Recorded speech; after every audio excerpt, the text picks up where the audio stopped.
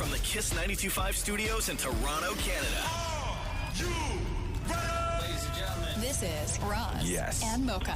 it's Roz and Mocha. What's going on? Hey guys, this is Bruno Mars. This is Selena Gomez. Chainsmokers. Lady Gaga. Calvin Harris. Celestia Cara. This is Ed Sheeran. You're listening to my boys Roz and Mocha. Roz and Mocha. My boys Roz and Mocha. The Roz and Mocha Show.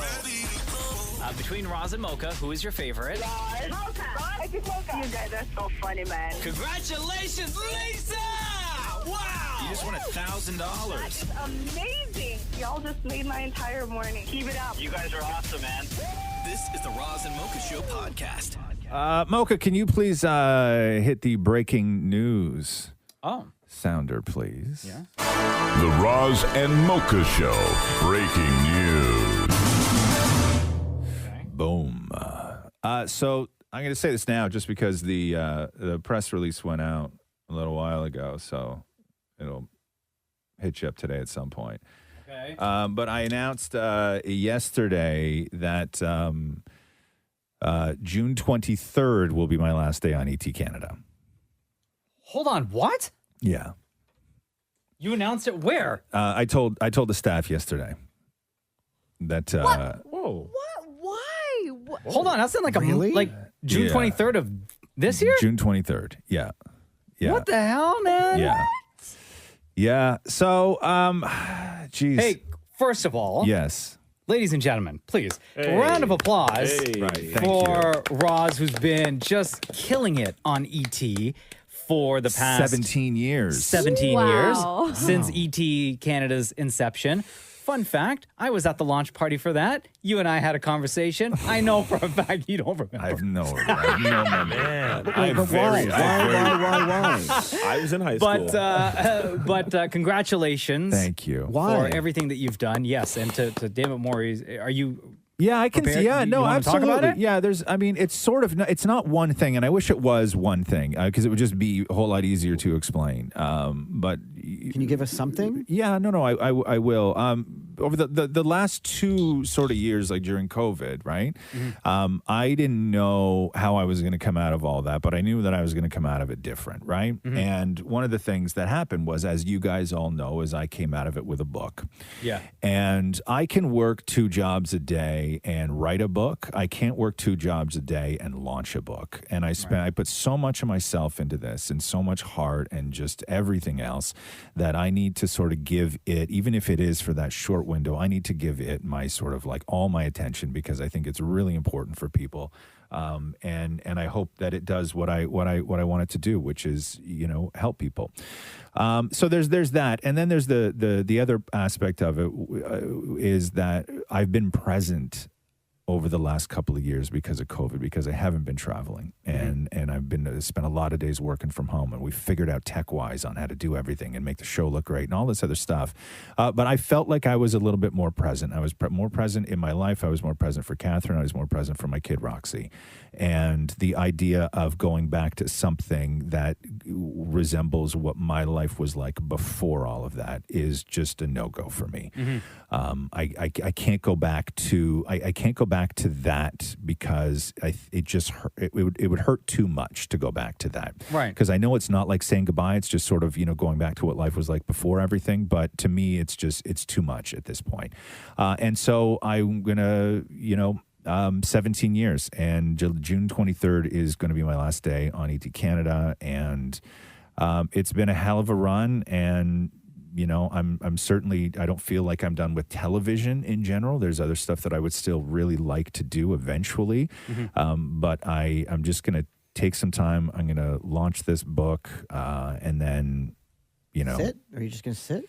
And then I'm going to sit. Yeah, Good. and then I'm going to sit. Good. So you know what? You deserve it. As it is right now, I'm half retired. Okay. That's Right? okay. That's Yeah. okay. So- Still a month ago. Yeah, Still a month yeah. ago. And they're going to do some really great things. I don't know what they have planned, but everybody up there and I know this hit Cheryl real hard, and I got to say something about her. We talked the other day on the phone, and it was super emotional, and she's lovely and wonderful. And same thing with Sangeeta. I had a conversation with her, and then Jody and Laura, who produce both those shows. They're all just wonderful people, and I just want to give everybody the opportunity, because for me, it's like I want to say goodbye to the show, but I also want to give them the moment to sort of say goodbye to me, because I think it's important to be able to say goodbye to each other. And so I don't know what we have planned for those shows, both ET Canada Live and also ET Canada, but there will be something. I don't know how big it's going to be. I don't know how big I want it to be, but there will be something. And it was a hell of a run, and it was a whole lot of fun for a whole lot of years. But 17 years on one show, like when you get into those numbers, like you're up into like you're like in the like the Ellen kind of Jeff Probst kind of world when you get up to 17 on one show. And it's unheard of, right? Good for you for recognizing. COVID, the time period did a lot for people. Two people. It did change me a lot. Yeah, but good for you for recognizing and coming to the decision that enough is enough. Not enough is enough in that aspect, no, I know what you right? mean. I know what you mean. But realizing that and for making the decision that you made. And congratulations on 17 years. That is just incredible. Can I have your suits? Can you have my suits? I don't know when the next time I'm actually going to wear. That's what I mean. Can I have the hand-me-down with this? I don't even know if I'm ever going to get my hair cut again, to be honest with you. Bro, we should have like a suit burning party. Right? No, I'm not going to burn myself. Are you kidding me? I have Let's burn. I have $100,000 worth of suits. No, that's bad. That's bad. Yeah, no. Donate. Sorry, I didn't mean to say that. I don't want people coming after me, bro. I don't want people coming after me. No, we're gonna donate that stuff. There's one hanger that I want. I want that Jay Lindbergh hanger. Oh, that's long gone to the garbage. Sorry about that, buddy. But congratulations. Thank you. We're proud of you. We know the folks, the family over at ET Canada are extremely proud of you. Yeah, and they love this show, and they've been real good to this show over the years, and we've been good to them, and we share a lot of stuff. And I know that we play a lot of ET Canada stuff on this show, and they always play stuff for the radio show on that show. And like it's been a real wonderful. I couldn't have asked for, and just to sort of put things into perspective for people, it's like this isn't the same company, right? It's like this is two different massive companies that sort of play well together when it comes to me and these two shows. And so both Rogers and Chorus have just been great over the years, and so so it's going to be awesome. But no more. You cannot have my suits. Yes, go ahead. Is it because is one? I of the just other said why it reasons- was because. Don't ask. Is it because? Don't. I have Maury, no. It's a good question. Maury.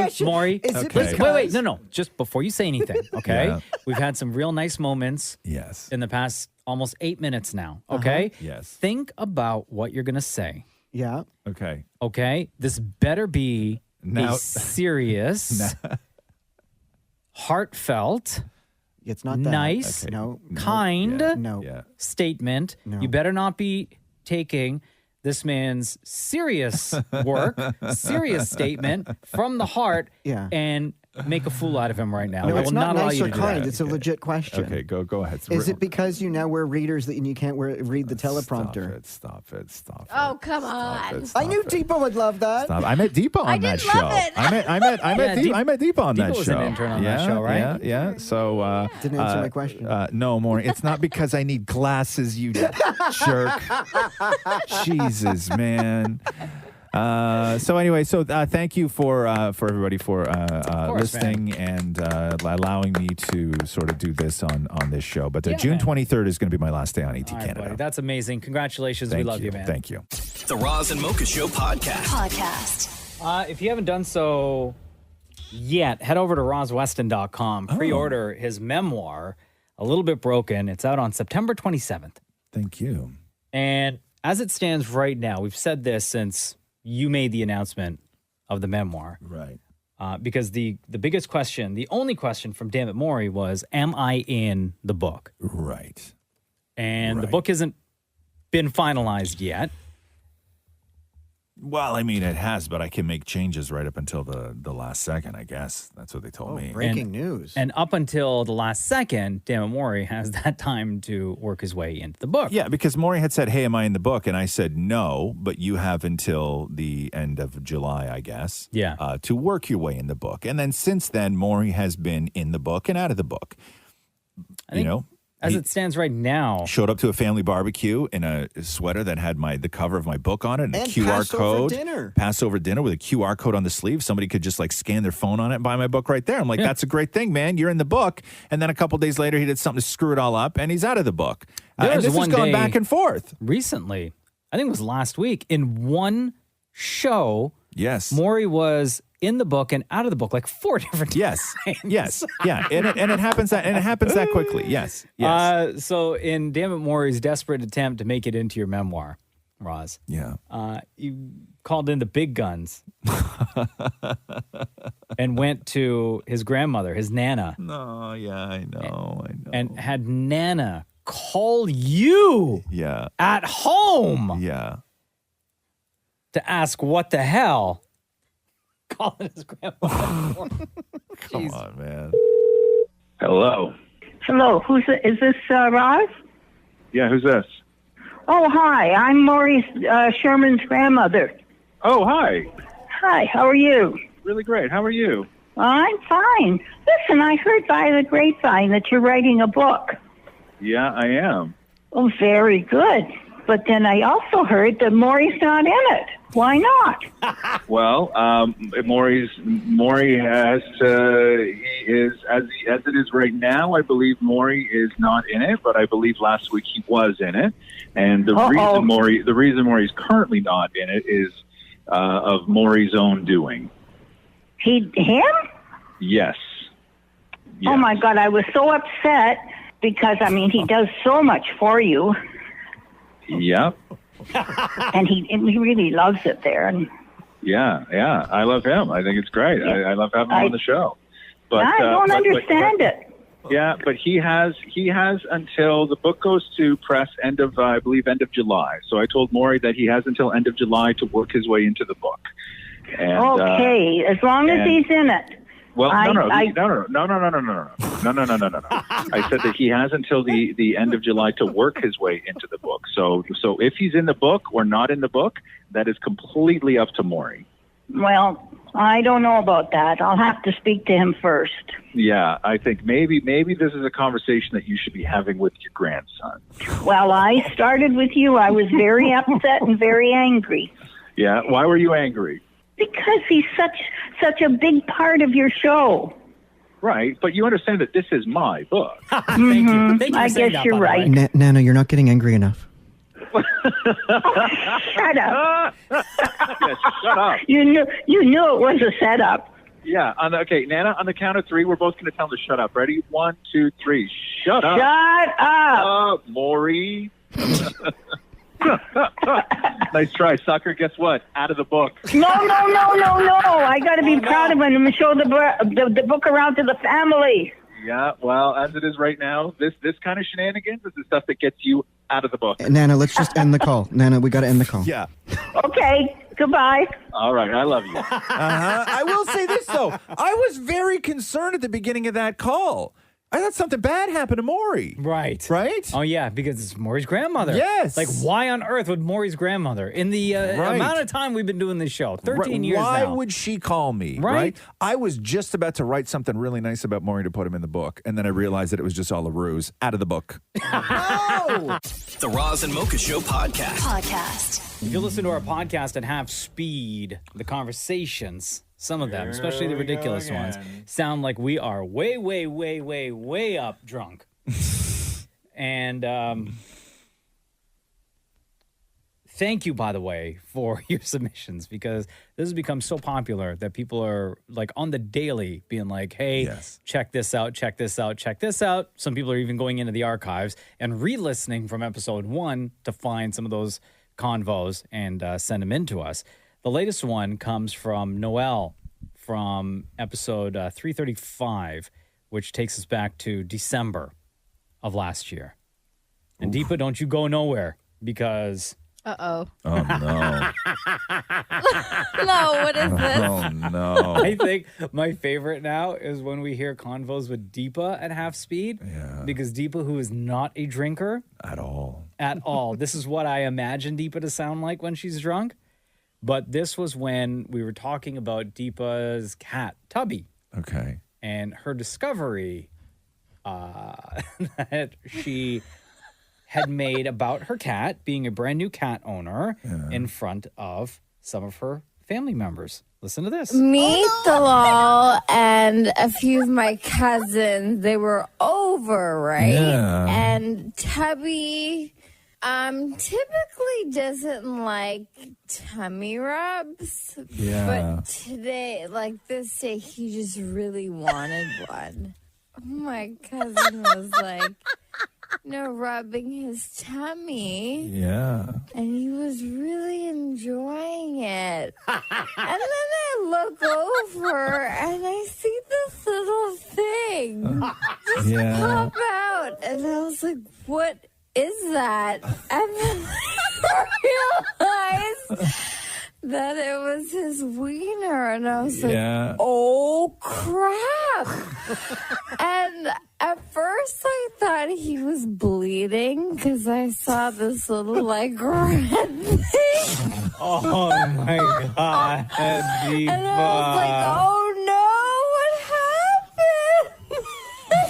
So did everybody notice, or you noticed and you didn't say anything? Or did you say anything? I bet you noticed and you screamed. No, I didn't scream, but I made up an excuse really quickly. I was like, oh, he hasn't used the washroom in a really long time. I'm just going to take my cat to the washroom.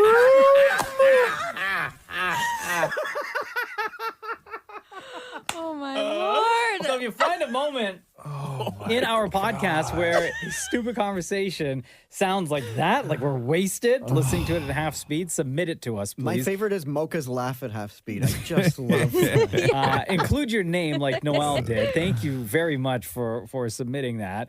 But Deepa, my God, girl. And he was really enjoying it. The Roz and Mocha Show podcast. Man, what a crazy weekend, huh? I wasn't in the city, so I was like an hour 20 outside the city, east of the city, and I was at the cottage. And I got there, and I was like watering plants. Yeah. Right? Like it was, and then the girls were still back in the city, and they were going to come up in another couple hours.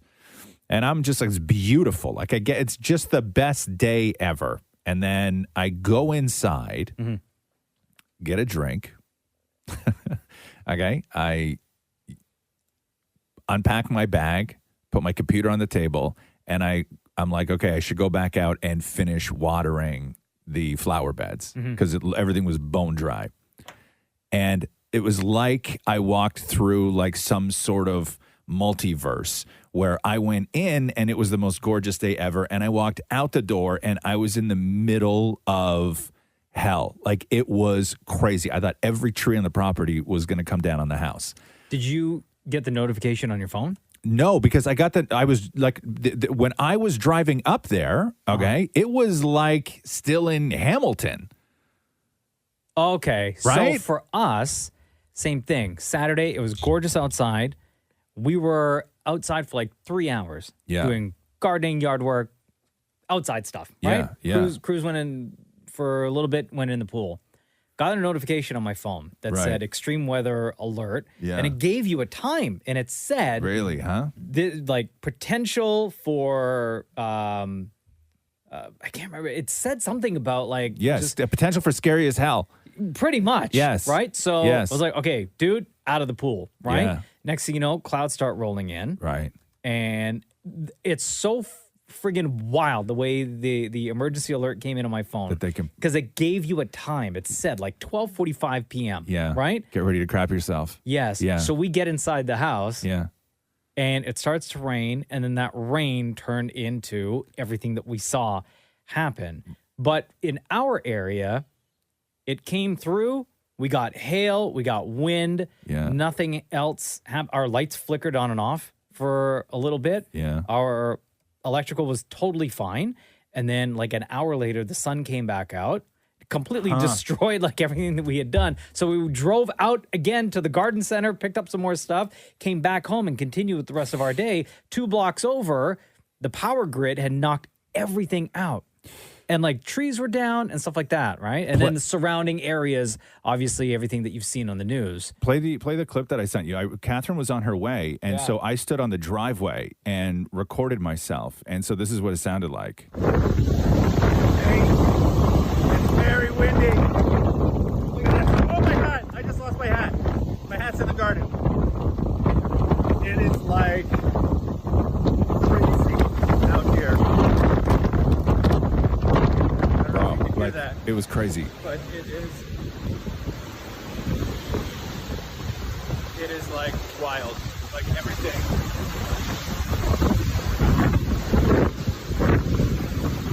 Yeah, I would say that this is like not safe. Like sure. So okay, I'm going in. my hat blew off my head. Yeah. Okay. And it went in the air, not rolled on the ground, in the air, 40 feet. Oh my Okay. God. 40 feet, hit the side of the house, landed in the flowers. The wind was under my shirt, right? That my shirt was almost coming off my body because the wind was like parachuting it up. And so we lost power. Okay. And that was on, what time was that? Saturday at afternoon. like, it was Let's say like 1 o'clock. Like 1 o'clock. Sure.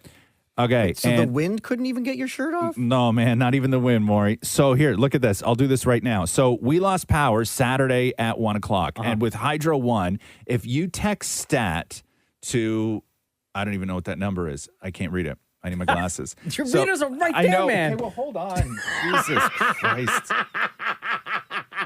Come on. You want to just show me your phone so I can tell you what No. So if you, look at that. So if you text that to 92887, they'll give you an immediate update on when your power was supposed to be back. Sure. So I kept doing that on Saturday, and I'll do it right now because they send you a text back. Oh, you still don't have power. They send you a text back immediately. So I lost power Saturday at 1 o'clock. Crews, I literally just got this now. Crews are working as quickly as possible to restore power and then my address. The current estimated time of restoration is 11 p.m. May 25th.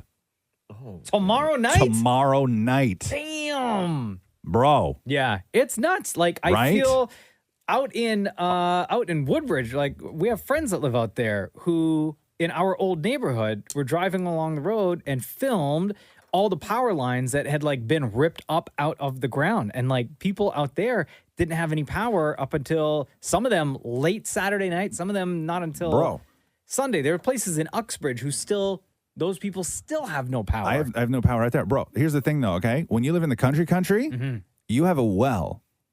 Oh, crap. Okay. Yeah. So, which means that when the power goes out, you also have no water. Yeah, you lose everything. Which also means that we discovered you can't flush the toilet. Is there stuff in there? Okay. Still at the cottage? Okay. I'm just saying. And you can't even open a window. You can't even open a window. Because nobody's there. Right? Oh, no. No power, no water. No fleshy. No flush. Oh, damn. The Roz and Mocha Show podcast. Hey, David Maury. What's going on? Not much. How are you? Good. How was your weekend? It was awesome. I sat by the water for 2 days and watched planes come in and go out. Exciting. I got a cold brew, sat by the water, and was fascinated Like for when hours. when you say cold brew, you mean like a beer? No, it was a hot coffee that ended up getting cold while I was sitting there. What's a cold brew? No, it's like they brew coffee Yeah. over ice. So Man, you remember back in the day when somebody's like, "Oh, I could use a cold brew right now." That meant beer. Facts. That was always beer. Hey, that's a good point. Why are things are already a thing, and then you don't need to make them a No, new, but you whole new brew thing? coffee. You do brew coffee. I know, but when you say a cold brew, that was always a beer. Only to people who drink beer. No, it wasn't. It was never a coffee. It was universally known. It was universally known as a So beer. you had an iced coffee. Like, yeah, that's what you should call it. That's what it was always called, was iced coffee. I'm just using the words that have already existed forever. God damn, man. Okay, so so I sat by the water. Alone or with Matthew? No, with Matthew and the dog. Wow. And we're for 2 days. We're almost 2 minutes in this conversation. You haven't mentioned your husband yet. Okay, so you sat there alone with your husband and the dog. Watching airplanes come in and go out. It was honestly the most relaxing thing I've ever done. Yeah, and what did you guys talk about while this was going on? Which airline it was? But you were by the island airport. No, but there's either Air Canada or Porter, and I wasn't wearing my glasses. So I'm like, which one's that? Okay. So you just sat there for 2 days calling out Porter or Air Canada? Yeah, while watching blurry Okay, airplanes. okay, wait a second. So you weren't like staying there for 2 days. So you did it one day. And I'm like, we need to go do that again. We need to go back and watch planes take off and land, right? It was so awesome. Okay, so explain why you found that to be so zen. Like, what was it about that Just I guess the breeze of the water, hearing the water go in and like what the waves do. And and then, here comes a plane. It was just like a very relaxing, we had nothing else, no other bothers, just enjoying It planes. sounded like it had zero plans whatsoever. And so how long would you say you sat there and watched the planes go in and out? Like about 90 minutes. So there were several times where I'm like, okay, we should go. And I'm like, okay, after the next plane, we'll go. And I'm like, one more. And then one more. And do you and Matthew talk to each other during all of this? Or Yeah. no? Yeah, he loved it too. But what are you talking about? Like life and stuff? Or you we sort of were like talking getting- about, can you imagine if we owned a boat? Oh, wow. Jeez. Do you want a boat? I would You don't love want to a be boat. boat people. It's I too would love a boat. expensive, man. No, You y'all don't- would sink it in a My second. God, you don't want to be boat people. Hold Too on. much Then we talked work. about would you have a good sleep on a boat or a bad sleep on a boat because of the boat, the boat back and forth stuff. What do you mean back and forth? Yeah. When it rocks. When the waves, just the natural movement of a boat. Yeah. Okay. Yeah. Yeah. Uh-huh. Yeah. Would that be a good sleep? I said it would be a good sleep. Matthew Have said you it ever would slept be. on a boat? I have once. You have. And Yeah. did you have a good sleep or It a was bad interesting sleep? because the guy that I was sleeping with on the boat. Did you tell Matthew your story of sleeping with other guys on boats? No, I just remembered it now. Oh, okay, good. Interestingly enough, Hold on on, the let's, boat, the bed was a water bed. Excuse me? It was a water bed on a boat. That doesn't seem safe. Waterbeds are very heavy. I know, but it was very interesting that the boat was moving, as was the bed. Yeah, because there's water in the bed. Yeah. Interesting. And who was the guy? I don't remember. Yeah, saw him- right. Okay, stud. Okay. I saw him I'm one sure. time. And I wound up Whatever. on his boat. Yeah. I'm Uh-huh. sure you know who he is, and you keep in touch on Facebook. No, it was like or you try to no. at I least. swear it was like 15 plus years ago, and we met Whose on boat was it? Wait, his 15? boat. And we hooked up on the boat. How old was this guy that he had a boat? Like he would have been at the time in his 30s. And how old were you? I would have been in my early 20s. Mm-hmm. 15 years ago? Yeah. Come on, Yeah, man. yeah, No. that makes So sense. longer. Yeah, yeah, no, that longer. makes I guess sense. it would be longer. Yeah, Shem coming in with the math clutch. So why you got to With the ruin it? clutch Why you got to with ruin the- a story? Also, Shem? were you Clutch with math. Matthew like 15 years now? We met 15. Yeah, we've been together. You 15. and I don't mean I don't mean to bring you. Okay, I'm gonna bring you into this, Mocha. Okay, Okay. but I'm only saying this because I find it interesting that with you do the same thing that sort of Maury does. Okay, you know Maury, right? When Maury talks about anything he did when he was younger, he's like 15 years ago, right? And what you do is, I don't think in your head, okay, you realize that you haven't been 20 in about 25 years. Ooh, burn roasted. Because there's some times where you say stuff where you're like, you still have that sort of like, I think that you feel that you're closer to 20 than you are to the age that you are. Oh, now. burn You know what I roasted. mean? Oh, yeah, no, because I am. Okay, right. But just so you know, right? It's been like 25 years since you were. No, it hasn't been? Okay, no, I'm wrong about Your math that. is way off. Shem, is my math off? Way off, Shem. The Roz and Mocha Show podcast.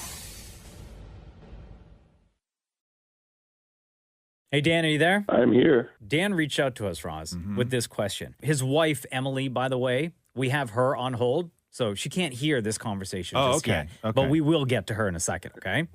Dan said this, the lasagna noodle debate.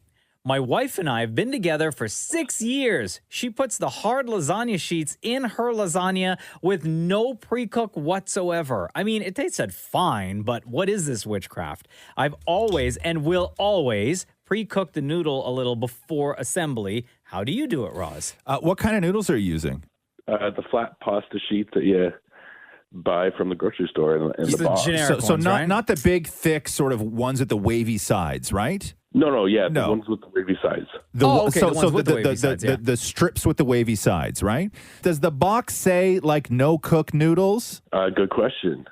Let's look in the cupboard. Yeah, go and get the box. I have never, while you do that, I have never, ever heard of anyone cooking lasagna without pre-cooking the noodles. Well, people do. They buy these no cook noodles, and then they stack them hard while they're making the lasagna, and then basically they're making them. And if that's what you're doing, and I don't mean to sound elitist here, but I'm sorry, you're not making lasagna. That is not lasagna. But Dan, It's like a casserole thing. I don't even like those big thick noodles. To me, those big thick noodles aren't even lasagna. Lasagna is a thin, flat rectangle noodle if you're buying them from the store. And if you're buying those from the store, yes, you have to pre-cook them, but you don't pre-cook them all the way. Like maybe a couple of minutes, right? Yeah. Couple of minutes because you are then going to bake it, but maybe a couple of minutes. And then the thing that you don't want to do is when you take the noodles out of the water, so you're going to drain them, but the thing you have to be careful of is that, like, you don't, when you're draining pasta noodles, you pour the whole thing into like a colander, everything else. With lasagna noodles, they'll all just sort of stick together. Like, you have to take them out individually and lay them down on something that is either like parchment paper or something that's oiled, like individually like that before you start stacking. Like, you can't just throw the whole thing into a colander. Here's my question for you, Dan. First of all, did you find the box? I found the box. What does it say? The box that we have it does state that it's oven ready. Oh, okay. Yeah. I do not normally look for that, so that might have been the box that she bought. So when your wife Emily makes a lasagna and does not pre-cook it, right? And you have your first bite, does it like taste as if it were pre-cooked? The lasagna tastes great, but I know it hasn't been pre-cooked. Yeah. So here's my problem with those sort of oven ready noodles is if you make a lasagna and you've got a great sauce and a bechamel, because you need to have a bechamel in a lasagna. That's like rule number one, that those two things need to go together. What happens when you use a pre-cooked noodle is those pre-cooked noodles during the process of cooking will suck up all the moisture that you've layered in there to make a perfect lasagna. And then what you wind up having is in between the lasagna sheets, you just have like meat as opposed to a meat sauce. Like, your sauce will disappear with those oven ready noodles because they suck up all the moisture when they cook. Emily, it's Roz and Mocha. How you doing? Good. How are you? Good. Your husband Dan's on the phone, by the way. Yeah. Why are you poisoning him? I'm not poisoning him. Emily, why do you hate him? Have you always made lasagna this way, never pre-cooking the noodles? Yes, it says oven ready. It's fine. Those pre-cooked noodles, what they wind up doing is I was just telling your husband, they suck up all the moisture of everything that you put in there during the cooking process, right? So all that beautiful sauce that you've made, a lot of that moisture goes to actually cook those noodles. And then so you're just left with kind of like meat and stuff in between the layers. And it's a really sad dish, right? My next question, Emily, is why do you make it this way? Because I just find it easier. It's like one less step I don't have to do. Okay, so time management, really. Time management, yeah. Okay. And no complaints from anyone that has ever had your lasagna this way? Never, until Dan commented on your post and said my lasagna was fine. Oh, no. Yo. Damn, you're not going to have a good day, huh? Hey, Dan. So what else how do you talk us through quickly your lasagna? What do you do? How do you do the sauce? What else are you putting in it? What cheeses are you using? So I make the sauce, put some hamburger in it. Sometimes I'll do peppers, mushrooms, onions. Sometimes I'll just do the peppers and onions. And I use cottage cheese in between the layers. Cottage cheese? Cottage cheese in between the layers. I don't know. It sounds like you hate your family. Jeez. You're making a dried out lasagna with cottage cheese? It's not, though. It's not dried out. It's good. I don't know about that. I don't know. More than fine. I'll tell you that. Oh, and so what cheeses are you using? So ricotta and mozzarella and the cottage cheese. So do you mix those all together like in every layer?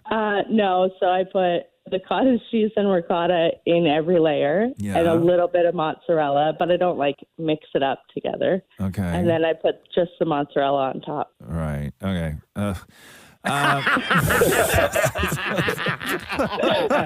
Damn. All right. Well, stop. Just stop doing that. That would be a decent. I'll tell you what. Okay, that would be a decent lasagna. Honestly, okay, that would be a decent lasagna if I was starving and somebody rode up to me and sold it to me out of a backpack on a bicycle. Right? Cold. Okay, cold. Yeah, I would be like, this is a decent lasagna. No other situation other than starving and alone should you serve that lasagna to anybody. Okay. I guess if it works for your family and Dan tolerates it. Well, he was until recently, I guess. No. Oh, no. Wow. Dan, you're sleeping on the couch, bro. Dan and Emily, thank you so much for joining us on the Roz and Mocha Show, and thank you for listening. I do want to add one last thing. I did make Roz's lasagna. Yeah. I pre-cooked the noodles. Yeah. And the whole family loved it. It was delicious. Right. Oh, damn. Yeah. Anyway, See? saying that publicly, you sleeping on the couch for longer than a night, bro. Wow. Later, guys. Thanks. The Roz and Mocha Show podcast. So yesterday at the Johnny Depp trial was the wildest thing, man. All the trending hashtags that the jury's not allowed to see. Because when you're on a jury, they tell you at the end of the day, okay, don't talk to anybody about the trial. Don't do your own research, right? And then as a juror, you sort of walk out of the room and you go and you live your life. Because you don't want them to start forming opinions that are based on things other than the evidence that was given in the courtroom. Sure. That makes total sense. That's justice, right? Especially things like public opinion and, sort of what way the public is sort of moving together and who has the support and who doesn't have the support and what the public thinks about the individuals who are suing each other, Amber Heard and Johnny Depp. How sheltered are they from? They're not sequestered. It's just, it's the honor system, Gotcha. right? You're just not supposed to do it. And most people don't do it. But yesterday they brought on, Amber's team brought on a computer programmer, this guy named Rob Schnell. And they wanted to prove that Johnny Depp's reputation had not been hurt. That's what they're trying to do on their side of things. So they brought on this guy who researched and did a deep dive into all the hashtags that have been in existence between Johnny Depp and Amber Heard that show up on Twitter and other social media. So he was like, justice for Johnny Depp, all of this stuff. Yeah. But so the jury gets to see where the jumps were for justice for Johnny Depp and some for Amber Heard. But then you get into the other ones, like Amber Heard is a psychopath. And the big one, of course, was Amber Turd, which started to trend after the story came out that maybe Amber Heard took a poo in Johnny Depp's bed one day and then left for Coachella with her girlfriends. That came out in trial. So, but up into this point, nobody has said the words Amber Turd. And up to this point, I don't think anybody was going to say in court the words Amber Turd. Yeah. But when you bring in the social media guy. Oh, no. Okay? No, he's just doing his job. When you bring in the social media guy. Yeah. The jury does not need to know that hashtag Amber Turd exists. Yeah. They could have gone this whole trial without the jury knowing that hashtag Amber Turd exists. No, I don't think they could have. Until Amber Heard's lawyers brought in a social media expert to go through all the hashtags. So here's how that went down when Johnny Depp's lawyer was questioning it. Justice for Johnny Depp has been around since 2013, correct? That sounds correct. Yeah. Amber Heard is an abuser, and Amber Turd first appeared in 2016, correct? I don't recall, actually. Right. Do you recall if there was any portion of Mr. Waldman's statement that made any reference to Amber Turd? Not that I've seen. Okay, bro. No. So now that is in the public record. Yeah. The stenographer had to type that out. Amber Turd twice. Sitting in the courtroom. Okay. It is necessary, though. It is. Yeah, but the jury didn't need to know this, though. That's the problem. No, listen, if you got to present the evidence, dude, right? I know. You have to present all of the evidence. Do you remember at the film festival years ago when Amber Heard was walking the red carpet? Johnny Depp was there. It was for one of Johnny Depp's movies, and Amber Heard was there with her mom. And Amber Heard's mom was standing in front of Dammit Maury. And she was super proud, and she was just like, Amber Heard was still down the carpet, and then the mom was like, I'm the mom. And Maury was like, whose mom? And she's like, Amber's mom. And then Amber ran down and grabbed her mom and was like, never make eye contact. Do you remember that? I vaguely remember. Yeah. Here, play. What year was this, Maury? Oh. What year was that? 2015. 2015. Oh, wow. So here, it's very difficult to hear, but we'll come back. Listen to this. What's that? I'm her mom. Who? Oh. Never make eye contact. So Never and then make eye yeah, and then contact. Amber Oh, you can walked. hear it. Yeah, Yeah, Amber yeah. walked by and grabbed her and was like, "Never make eye contact." You know what I noticed too? What's Listen that? to this again. I Yeah. just noticed something. I'm her mom. What's that? I'm her mom. Who? Oh. Never make eye contact. When Dammit Maury said who Yeah. and then it was Yeah. like he didn't care, like cares? disappointed. Right? Yeah, I never thought of that before. Like when you listen to it, I'm gonna play it again. Yeah. But In the 2015, was she huge? No. focus on Dammit Yeah, Maury. no, Maury was like, who? And then when she goes, Amber Heard's mom. He goes, oh, like so disappointed. okay, Listen okay, again. yeah. I'm her mom. What's that? I'm her mom. Who? Oh. Yeah. Still know her. Never make eye contact. Never make eye contact. The Roz and Mocha Show podcast. We're going to talk to Whitney Heard, not Amber Heard's sister. And this is why the story has blown up. So, yeah, Amber Heard, of course, the trial going on with Amber Heard and Johnny Depp. And Whitney Heard is actually Amber Heard's sister, and she testified last week during the trial. But Whitney Heard, who actually has the Instagram handle Whitney Heard, is not Amber Heard's sister. And she's actually a photographer from Toronto. However, on social media and in her DMs, everyone thinks, all the wild, wacko Johnny Depp people and Amber Heard people think that she is Whitney Heard, Amber's sister. And her DMs are the most, we have screenshots of everything, like the messages people have been sending her thinking that she's Amber Heard's sister, are the most vile, horrid, awful place on earth. Like, I'm convinced of that. And again, Whitney Heard, not Amber Heard's sister. Hello, Whitney. It's Roz and Mocha. How are you? I'm good. How are you? Is this the Whitney Heard? Depends on what you mean by that. Jesus, man. I'll tell you, if you ever thought that, for 1 second of your life that, people in the world were good, all you have to do is spend one day as somebody with the same name of somebody who's hated on social media, huh? Oh, yeah. It's a little surprising how nasty people can be. What is the notification count on your phone right now with either comments or DMs that you've been getting? Well, my Instagram just says 99 plus. It doesn't. Yeah. Okay. Yeah. And that plus is a big plus. Yeah.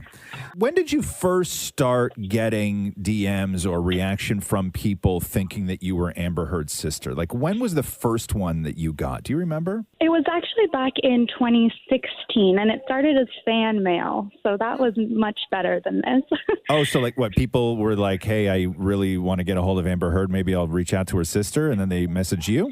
Exactly. They were trying to find another route to get in touch with Amber. So they would send me emails, photos, lots of weird things. Now, how it is not difficult. Like I it took me 2 seconds to realize that, there's no possible way that you could be Amber Heard's sister. But I guess what people do is they just go on Insta and they do a search and like the first one that pops up, because why would you, a photographer from Toronto, have at Whitney Heard when the sister of a super famous movie star should be the one that has at Whitney Heard, right? You would think so, but I lucked out, I thought, and got the handle. Now it turns out maybe not so lucky. There you go. Yeah, and then the people, they don't like even try to creep your page to figure out that you're not who they think you are, right? You would be surprised. Sometimes people do creep. Oh. People will actually contact me through my business website, like whitneyheard.com. Yeah. They will contact me via email, and they will pretend to be a photography inquiry. No. And then it will just turn out to be hate. Yeah. Oh, And your life the past God. 6-7 weeks must have just been spiraling ever since the court case between Johnny Depp and Amber Heard has been going on, right? Yeah, that's when it changed from fan mail to hate mail, is when the trial started. What about when Whitney Heard testified? What was that day like for you? That was a phone off day. Like, so here, let me read a couple more of these messages here in your DMs. Hope your sister goes in the ground. There's room in hell for your sister and you. Don't worry. And those are definitely not the worst ones. Whitney, what's the worst one that you could remember? And I'll bleep everything. Well, there's a lot of C word being passed around. Yeah, here. Let me just read one. Okay, I'm not going to read the one with that word, but let me just read you one, and you can bleep the hell out of this. Okay, Mocha. So somebody wrote, "Your sister is a lying and deserves prison. #justice for Johnny." And then you replied, "I don't have a sister." Right? Yeah. There you go. Simple. Said, done, simple, case closed. Then they replied 4 minutes later with, "Lying scumbag, just like your sister. Underwear is more dignified than you and your lying, sneaking doormat of a sister. My neighbor knows voodoo, and we are conjuring a spell tonight. Wakla al-Mutli." So, like, at that point, what do you do? Like, you already responded. You can't respond again, right? You responded politely, and you got a hex put on you. So what can you do? Like, is there anything that, like, I guess there's no way that Instagram can do anything, or there's nothing more than you can do. Like, after all the sort of research that you've done, are you just realizing that this is something you're going to have to live with and ride out, or can you do anything? I don't think there's much I can do because it's coming from so many different people. So it's not like the police can do anything. Yeah. I've had advice to turn off my comments, but I've worked really hard on my business page, and I do have a positive comments coming in. So I've just put in my bio, like, not related to Amber, and hopefully people get the clue. What's the percentage, would you say, of people that write you something awful, and when you say, "I'm not Amber Heard's sister," then turn around and apologize for their mistake? Oh, maybe 5%. Has anybody tried to give you, like, secret information that maybe they know? No, that would be interesting. Oh, wow. Have you been watching the trial at all? Not really, no. I think it's important that I kind of keep my distance. Otherwise, the messages might be a little bit more upsetting. Yeah. Right. So you don't want to say, like, right now on the show whether you're one side or the other on this, huh? Oh, goodness, no. No. Yeah, you can't. You got to stay away from that, girl. Whitney, have you reached out to, like, Amber's actual Whitney sister? Have you guys had any communication? Yes. So we actually have been in communication for a few years. We've joked back and forth about planning a photo shoot, and I would send her the fan mail. Oh, no. Oh, wow. But since the hate mail started coming in, she asked for screenshots and was trying to collect information about everything that's been going on. Whitney Heard, not Amber Heard's sister Whitney Heard, but a completely different, unique Whitney Heard, who's a photographer in Toronto. You want to plug your website? What's your website? WhitneyHeard.com. Oh, man, you got that too? You're doing yourself no favors. Got it all. Yo, you better GoDaddy like a Whitney Heard, not Amber's sister.com real quick. It's really easy to find. You'll be able to find me, no problem. Yeah, no problem. Oh, so stop harassing Whitney Heard. Stop harassing at Whitney Heard. Okay. Thank you, Whitney, for joining us on the Roz and Mocha Show. Thank you so much, guys. The Roz and Mocha Show podcast. Have you seen this commercial of Kim Kardashian pretending to eat fake meat? I think I saw that on her. I didn't watch it, but I saw it pop up on her IG yesterday. So you watched it? No, I didn't. I just scrolled past, but I saw there was like a bunch of meat on the table or something. I just figured it was another ad. Yeah, it's so she is the what is she? The taste master, something like that? For Beyond Meat. Yeah. For Beyond Meat. So here, play the. Hold on, she's the what? She is the. I get this. She's the spokesperson. The shill, the spokesperson. Yeah. Okay. So Beyond Meat is now Kim Kardashian's new thing, and they did a commercial, and so you'll hear the commercial, but you can't. You won't understand what the outrage is. So during this, there is a bunch of food: Beyond Meat burgers, Beyond Meat meatballs, Beyond Meat nuggets, everything else, and you see the food in Kim's hands, and then it cuts and you see Kim chewing, but there's never a bite mark out of any of the food, and Kim is just chewing, presumably on nothing. And so she pretends to take a bite out of air. So yeah, so play the clip, the clip, so you understand. I believe so much in the mission of Beyond Meat that I've stepped in to help with my greatest asset, my taste. This plant-based meat is not only amazingly delicious, but it's also better for you and better for the planet. It's a simple change that makes a really big difference. So good. And now that I'm Beyond Meat's chief taste consultant, there's never been a better time to go beyond.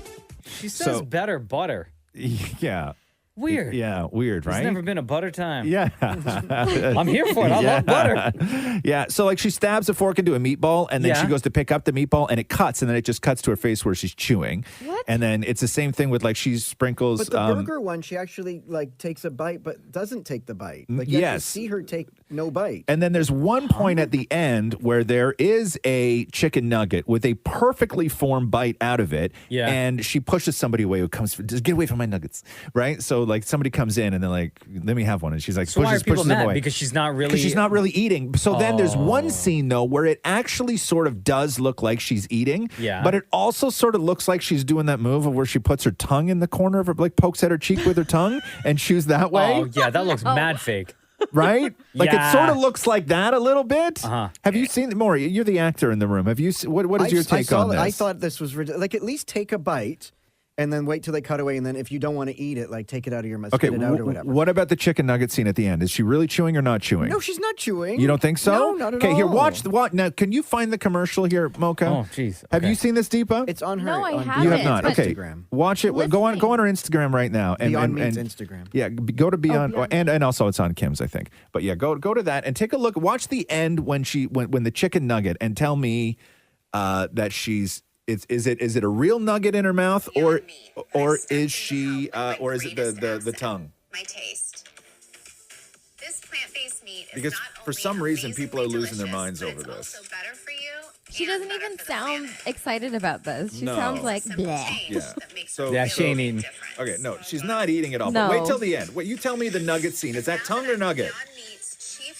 No, she ain't eating that nugget. Okay, wait.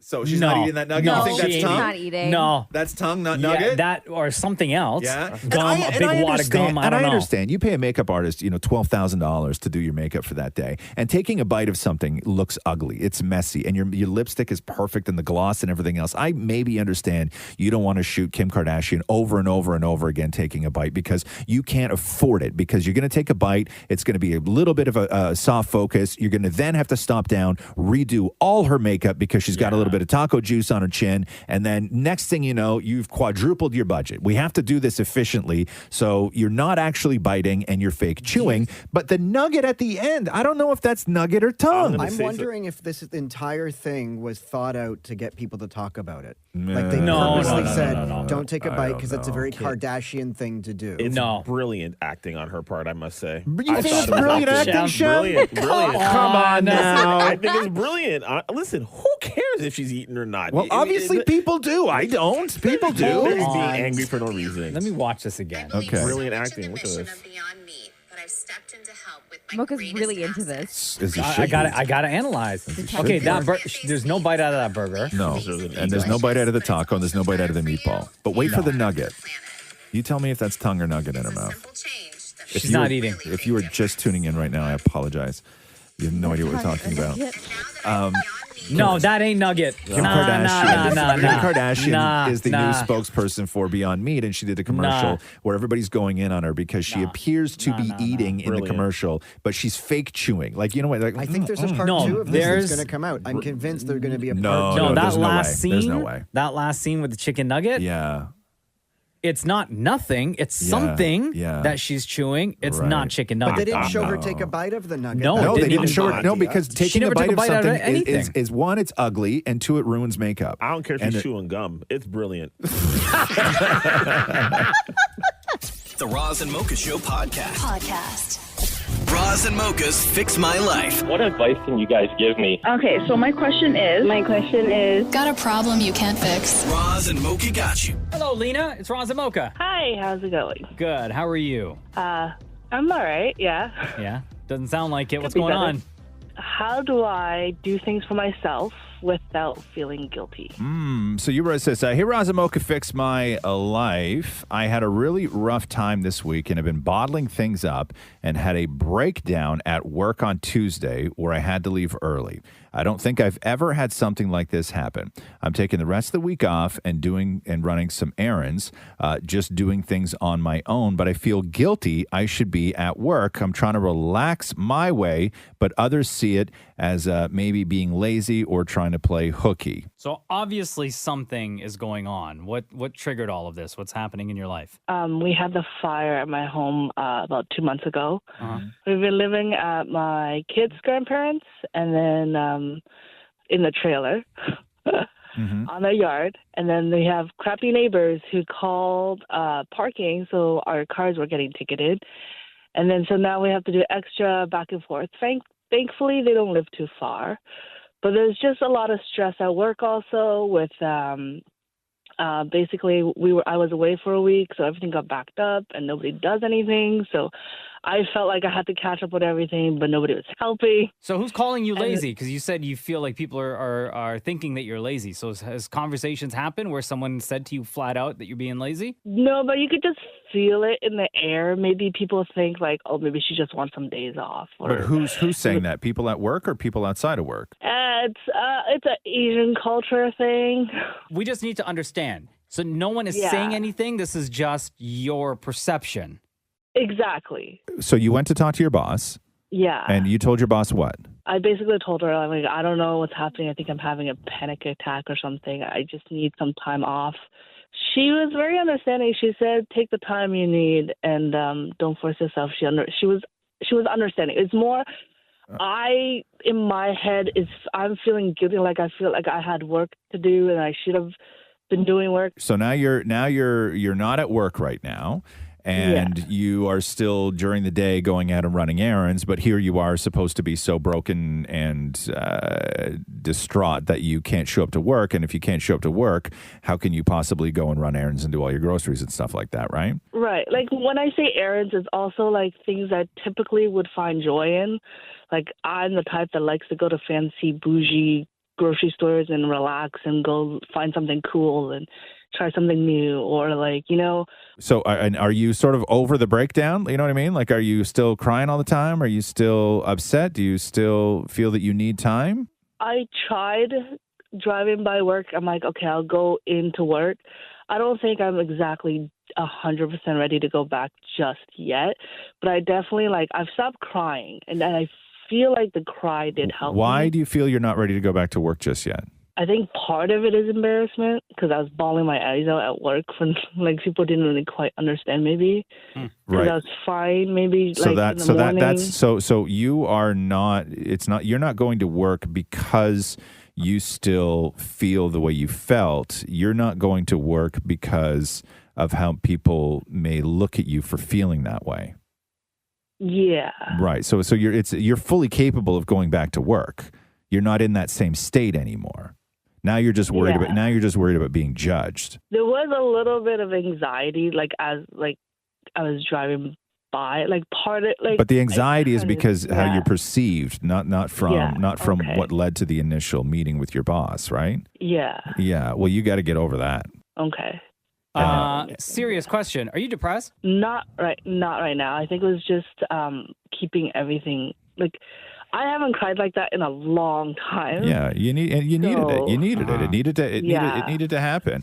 Have you talked to anyone? Have you reached out to a counselor or a therapist or anything to help you figure out your feelings and how to manage properly? I've definitely talked to some really great friends. Yeah. So, but your house burned down. Understandably, you're in a rough place, right? You're living in a trailer at your in-laws, and the neighbors keep calling the cops on you. It's a terrible spot to be in. But I would say that as awful as people can be, I think that you walking into a place, I don't think that the judgment is going to be what you think it is. I don't think that anybody who even remotely has an ounce of empathy or compassion in them will look at you and go, oh God, there's the girl that cried because her house burned down. Right? I don't, you're just getting into your own head. I think you're too much into your own head. I think you're way too deep in your own head. And I think that now you're sort of maybe making excuses to not go back to work because not going to work feels real great. Yes. Yeah. So I think that maybe you're putting some excuses in your own head. I think so. Maybe. Yeah. And I think that just allow yourself the time. Then you don't have to be perfect when you go back, and nobody's expecting that from you. But I think that you just got to stop making excuses, and I think that you need to sort of want to move forward. And as soon as you want to move forward, you're going to walk in there and you're going to realize, this is the job I hate, and then it's going to start to feel normal again. Yeah. Yeah. Does that help? Yes, 100%. Yeah. Can I also just quickly shout out a friend, Alicia? Sure. Because she's the one that got me hooked onto your show. Okay. Oh, nice. All right. Love Alicia. Well, big up Alicia. How long you been listening to the Roz and Mocha Show for? Just for about a year, actually. Oh, nice. Okay. All right. But I've been going back and listening to the podcast. Oh, okay, perfect. And quickly, before we let you go, between Roz and Mocha, who's your favorite? You've had a year to figure it out. Roz. There you go. There you go. Honestly, it's because I needed to call him because I needed Roz, blunt advice. I guess that's the best way I could say. You are not the first person who cries at work who said that I'm your favorite. I get that a lot. Love you, girl. Thanks so much. Thank you so much. Bye. Maury's on that list too. Roz and Mocha's Fix My Life. On Kiss. I was This Is Us last night. Guys. You didn't watch Mocha. No, but I see the reaction on Twitter. Oh my God. This Is Us still trending. I'll say it wasn't sad until the last 10 minutes. Yeah. Well, that's what. Wow.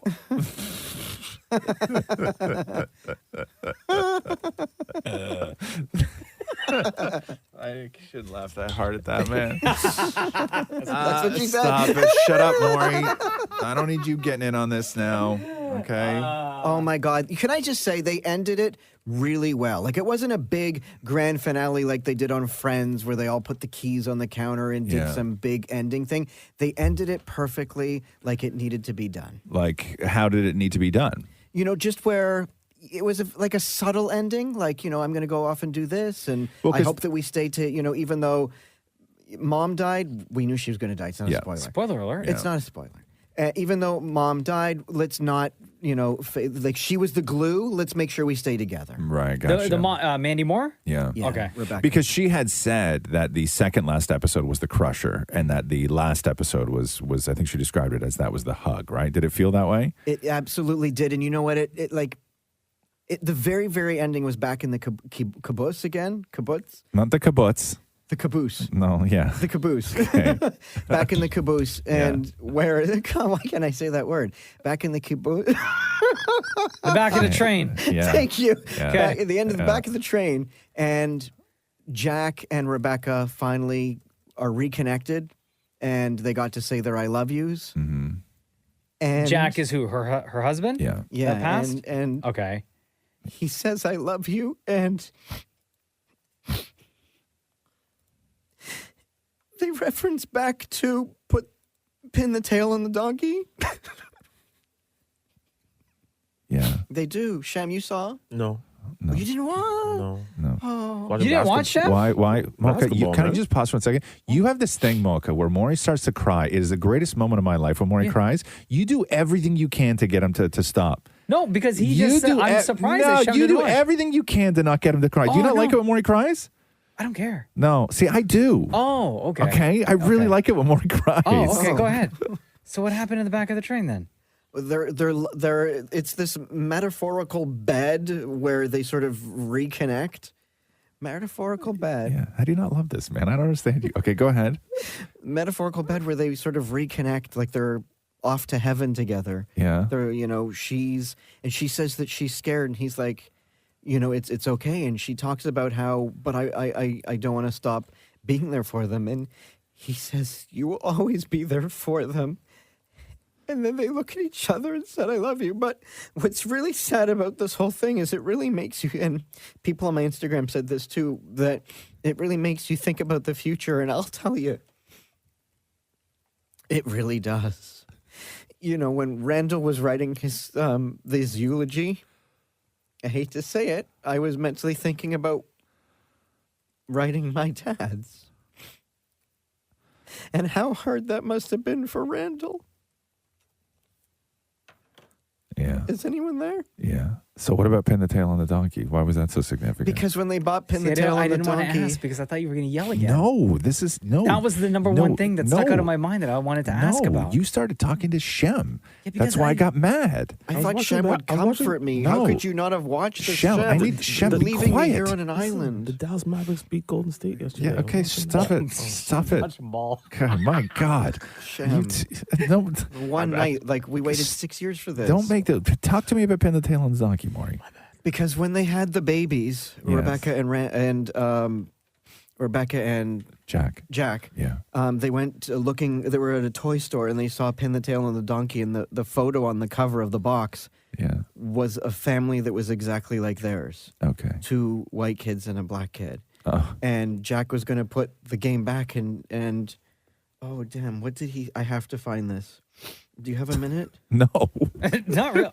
You know what? Do you need a minute? Hold on. While you find that, let me just replay my favorite part of our conversation. Okay? Yeah. Okay. Yeah. And then they look at each other and said, "I love you." And then they look at each other and said, "I love you." Then they look at each other and said, "I love you." Now, listen, man, I'm not discounting your feelings, Maury. This is why I like you to cry, because I think that it's good to get it out, right? I think that it's good that you have this place where you can come on, have a good cry, not be judged. And then they look at each other and Okay, said, "I you're the love you." devil. What? You're the devil. Okay. You done, Maury? I'm done. No, I thought you were looking for something that. Oh, Sure. You said you the needed a world- minute. Yeah. Because at that moment, Rebecca says to Jack, when the world hands you something, you don't just put it back. And then when they're lying in bed together, Jack said it back to Rebecca so many years later. When the world hands you something, you don't just put it back. Did I mention the Dallas? Shut up, Shem. You're the worst. The Roz and Mocha Show podcast.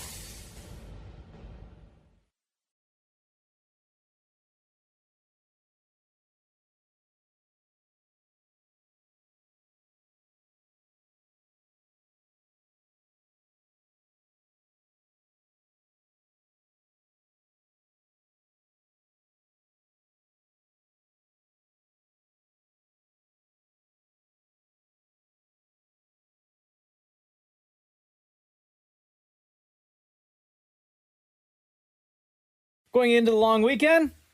Roz and Mocha. Hello, hello. How's everybody doing? Dan, Maury, Shem, you guys good? Yeah, man. Yeah. Deepa, you good?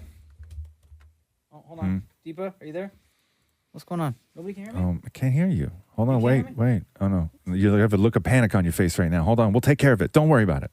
You look like you're about being attacked. Are you okay? Do you need help?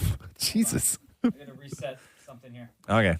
Oh, son of a We'll get you. bitch. Oh, my God. Oh, sorry, I should have said that. No, that's fine. Yo, this isn't working. You ever feel old with tech?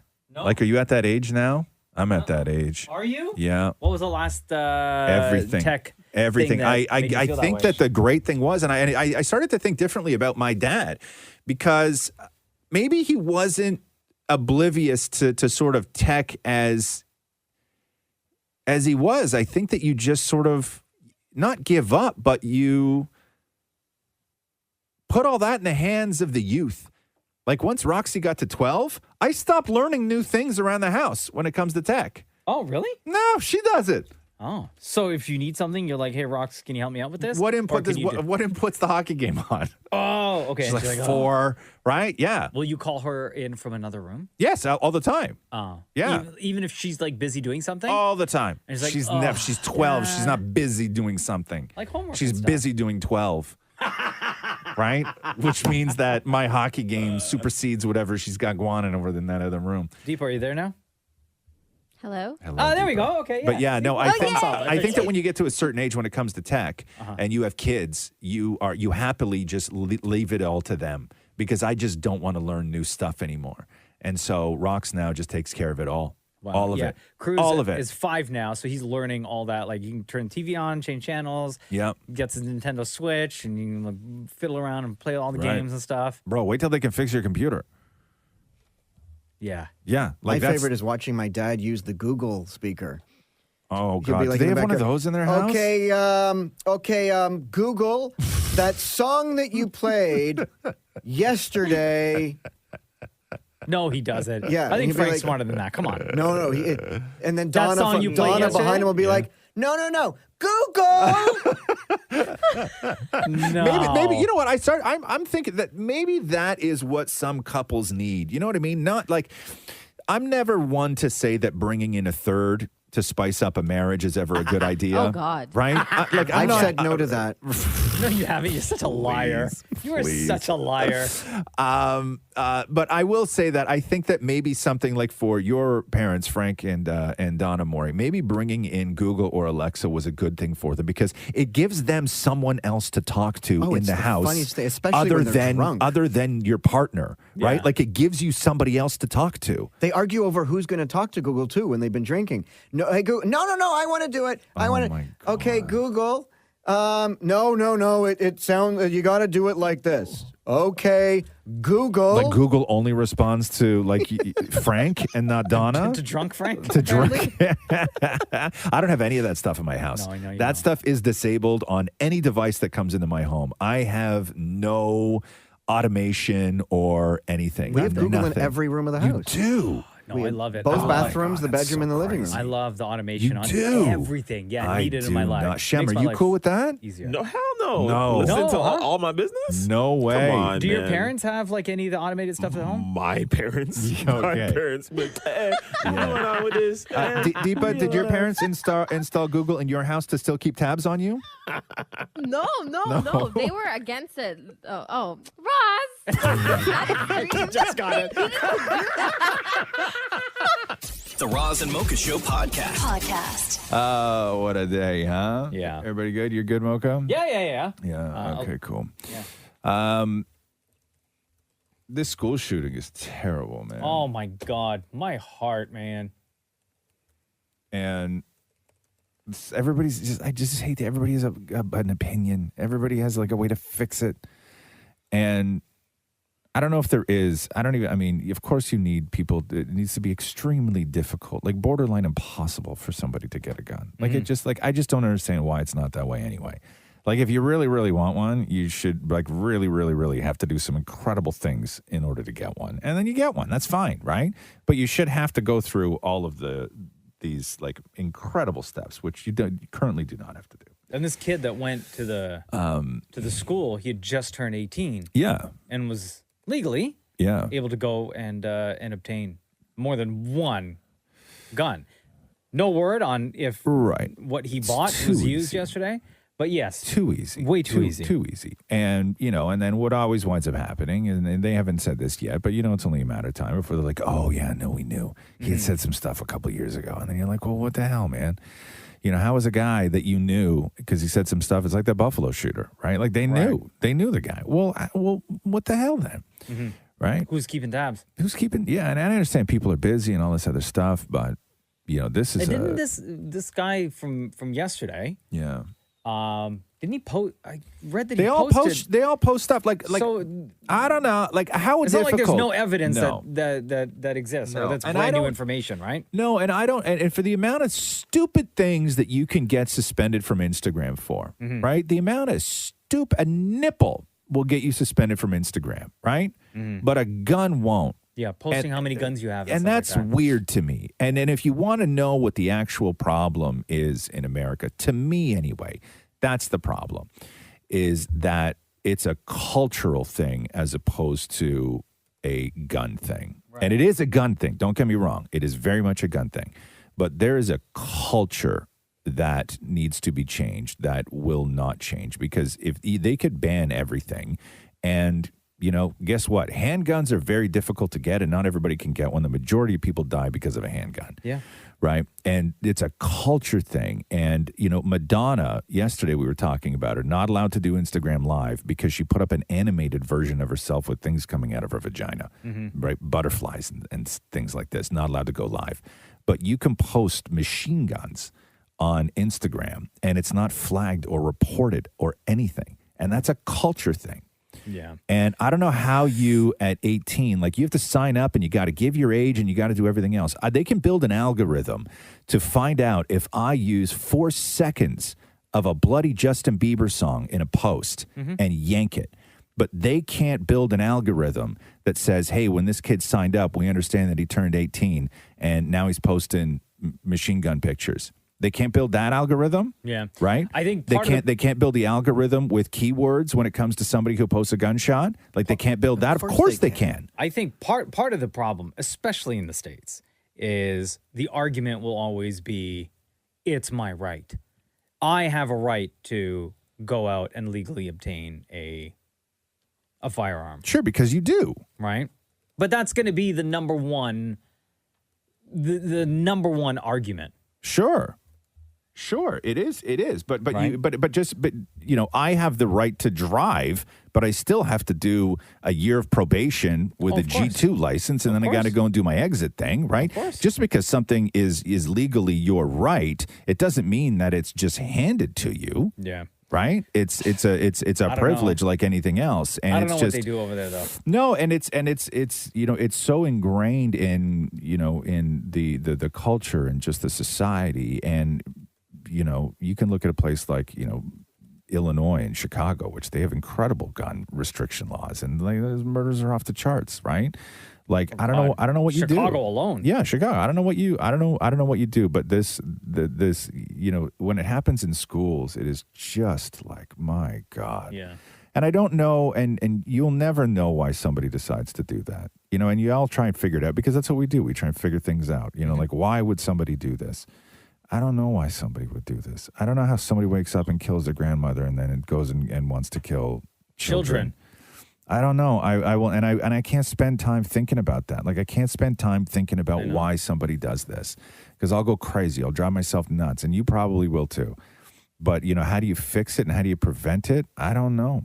I don't know, and I don't know if anybody does. And all that happens right now is you get the same voices coming out saying, "Well, it's this," and then you get other people coming out saying, "No, it's not that. I've had guns for 40 years and they never shot anybody on their own." It's the same voices. It's the same argument every single time. It's the same argument every single time. Every few years, when something like this happens, you hear from the same people. They recycle the same words. Yeah. And I'll tell you, the greatest thing that could happen, right? The best thing that could happen, because I think that right now, focusing on, gun and gun laws and everything else is great. Do that. But I think the best thing that could happen and worst thing that could happen is that all those laws would be passed. Let's just say they push them all through, right? Then it takes that out of the argument. Okay. And then another school shooting is going to happen because it will happen. Yeah. No matter what the laws are. And then you have to figure out what the actual problem is.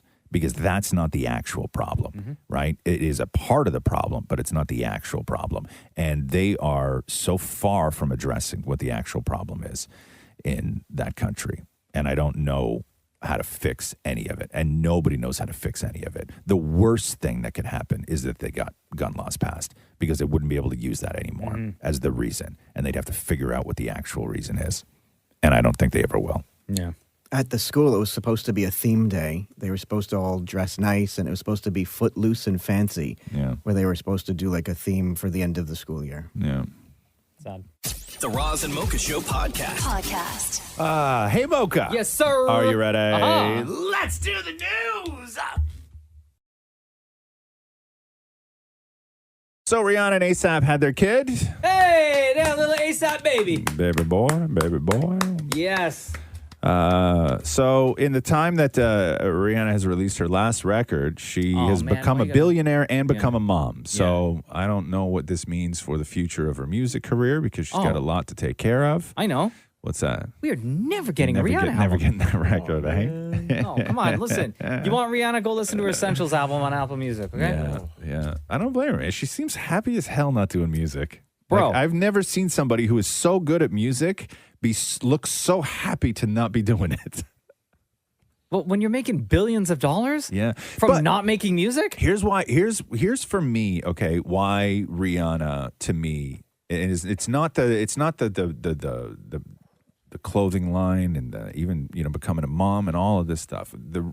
The tell for me that Rihanna is done, right? And I don't mean done as in she has nothing left or she's been shown. I mean she's done with music. is normally when people go through things like this, where they do a side project, that side hustle, or they get married and they have a kid, everything else, you can tell they miss it because they show up and do things every now and then. Yeah. Right? They're still part of that world. They're still sort of part of that community. You know, they still want to be associated with it. They still want to pop up in a vid every now and then. They're still shouting out. They're still doing all this stuff. They still make themselves relevant in that world. Rihanna didn't. No. Shem, correct me if I'm wrong, but like the last two musical things we've heard from Rihanna was she did like a guest appearance on a song by Party Next Door, Believe It, like last year, a year and a half ago. And then before that was like a track with DJ Khaled from like 5 years ago. Yeah, Wild Thoughts, right? Yeah. Yeah. Like she's not like, you know, and believe me, people have offered Rihanna. I bet you Rihanna gets call number one every single year from Coachella. Yes. Guaranteed. Oh, yeah. Yes. And if it's not number one, she's definitely top three every single year. Yeah.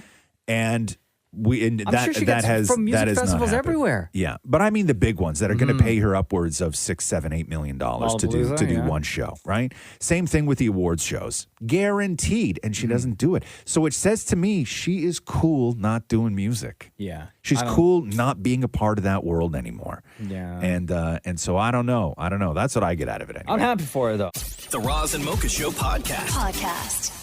MTV said this week that they are redeveloping Jersey Shore 2.0, a reboot with an all-new younger cast. And the original cast are not happy. They said in a statement, even though they still have a show on MTV, they said in a statement, as a cast that took a chance with a network in need, we put our most vulnerable moments on television for the world to see. We gave our all for the past 13 years, became a family, and continue to open our lives for the world. So please understand that we are not in support of a version that will exploit our original show, our hard work, and authenticity to gain viewers. It's T-shirt time! And then they ended their statement slamming MTV with, don't forget to tune into MTV for an all-new episode of Jersey Shore Family Vacation. Oh, yeah. T-shirt time! You interested in an all-new, younger version of Jersey Shore? You know what I thought? Because I still watch Jersey Shore. Yeah. Shem does as well. Yeah, I'm in. I thought, you remember that year they did, I think it was like Double Shot at Love, where they brought in like a couple of the other younger kids. They went off to Vegas and they got a job working at like one of them club pool places. I thought that at that time, that cast that they had, because they had that younger cast for 2 seasons of the show. Right. I thought that they were going to take that younger cast and morph them into the new cast of Jersey Shore. And you're using those seasons as like a bridge. So I'm not opposed to it. All right. I will say this. It makes sense, especially because MTV also announced this week that they're rebooting The Hills. Yes. That's right. Oh, they are? Yeah. That's right. So it makes sense. I know people who would be very excited about that. The Roz and Mocha Show podcast. Got to hear this. This may be the greatest Freudian slip I've ever heard in my life. So this is former U.S. President George W. Bush. Okay. And he's 75, right? And he was doing a speech. And in that speech, he was talking about Russia's invasion of Ukraine and how awful it is. And so for people who don't remember, in 2003, the U.S. invaded Iraq, and since then, still to this day, it was based on lies. It was completely unjust. No matter what the outcome is, and people still want Cheney and Bush, committed for war crimes. Mm-hmm. So they invaded Iraq, and now here's George W. Bush condemning Vladimir Putin for invading Ukraine. But listen to this. The result is an absence of checks and balances in Russia, and the decision of one man to launch a wholly unjustified and brutal invasion of Ukraine. Correct. Anyway, 75. Still old enough to get charged, though. Wow. yeah, I love that moment. That was so great. That's all people have wanted to hear for years. To call that invasion wholly unjustified. And quickly before we go, hold on a second here. That's something else I wanted to do. The Roz and Mocha Show podcast. Anybody got monkeypox? No. You seen this? Why? As if COVID wasn't bad enough, now we got to deal with monkeypox. So Health Canada Is it announced, here? Health Canada announced late last night that 2 suspected cases of monkeypox have been confirmed through lab tests. Health officials in Quebec had announced that they were investigating 20 suspected cases. 20? And the World Health Organization reported infections in Europe and in the United States, suggesting a wider outbreak may be happening globally. The rare disease is not new. It has been an endemic in parts of the West and Central Africa for decades, but the number of new cases in different regions has experts paying attention. Now, the good news is there's already a vaccine to help with monkeypox. That was going to be my next question. Yes, there's Why not just get a already- vaccine? I got so many of them in the last 2 years anyway. Thank you. Yes, symptoms include fever, headache, fatigue, followed by rash and lesions and pox. So, have you seen monkeypox? Mm-mm. Google it right now. Google it. Really? You too, Maury. Oh, I've seen it. Yeah. Google monkeypox. According to the CDC, it was discovered in 1958 in monkeys, and the first human case was reported in 1970 in the Democratic Republic of Congo. Oh my God! That's terrible! Yeah. Oh! Right? At least. Please don't react like that if you see someone with it. Here's the thing, right? Don't walk up to somebody and go, oh my God. Okay, here's the thing. Like COVID, we didn't take COVID seriously for a lot of different reasons. A lot of people didn't take COVID seriously, mainly because COVID had a branding problem, right? If COVID could produce pox, everybody would have been vaccinated the first day it was available. And I mean everybody. Bro, I feel whether so you itchy believe right in the government and you think you're being lied to and you're going to get a microchip and 5G and everything else, if COVID gave you monkeypox, we would all have got the shot the first day. Yo, Maury, how do I delete this particular search from my history? Oh, that's easy. It's on the right-hand side. Delete history. You should have opened a private browser, dude. Damn it. TMI. The Roz and Mocha Show podcast. Yesterday at the Johnny Depp Amber Heard trial, Johnny's former agent, Tracy Jacobs of UTA, United Talent Agency, took the stand. And Johnny's claim is that after Amber Heard wrote that op-ed that he was an abuser, his career went in the tank, right? And he lost everything. Lost Pirates, lost the Fantastic Beasts movies, everything else. So Amber's lawyers brought in Johnny's former agent to testify that it wasn't so much Amber Heard's accusations that cost Johnny his big money career, but it was actually Johnny Depp's own behavior that ruined it for him. As of the time that you were terminated by Mr. Depp in October 2016, did you still believe that Mr. Depp was the greatest movie star in the world?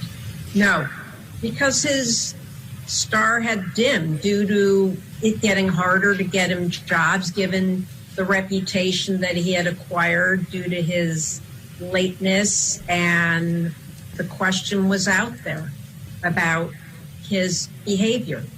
Would that behavior include alcohol and drug use? Yes. Initially, crews loved him because he was always so great with the crew, but crews don't love sitting around for hours and hours and hours waiting for the star of the movie to show up. And it also got around town. I mean, people talk. It's a small community. And it made people reluctant to use him. Wow. And they asked Jerry Bruckheimer if Johnny Depp would ever be back at some point for Pirates of the Caribbean. And Bruckheimer said recently, not at this point, though he added the future is yet to be decided. And they also announced at that point that they're in talks with Margot Robbie to develop her own Pirates of the Caribbean franchise. What? Yeah. So Margot Robbie will sort of take off in a separate sort of world. I guess they're expanding the Pirates universe. Yeah. And so Margot Robbie, they're going to build a franchise around Margot Robbie as some sort of pirate thing. Margot Robbie has like the best career ever. She does these like Academy Award nominations, movies. She produces everything she does, and she understands franchises, man. Like, so Margot Robbie doing Pirates, right? Yeah. Margot Robbie doing Barbie.